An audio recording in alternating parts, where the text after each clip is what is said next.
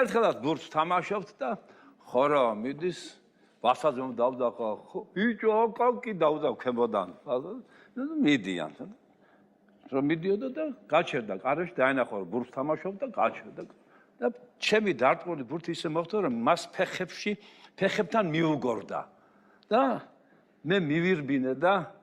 ავიღე ბურთის ავიღე და გამარჯობა ზიაგაგე ავიღე ბურთი და გამარჯობა კახი რამდენი წელს ახლა კახი 12 წელს ზიაგაგე ესე იყო რა ბურთი და უცბად ესეთ რაღაცას ამბობს შენი წლოვანება და მილიონი ვალი შენი წლოვანება და მილიონი ვალი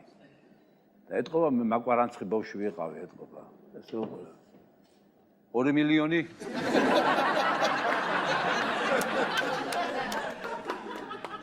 რასო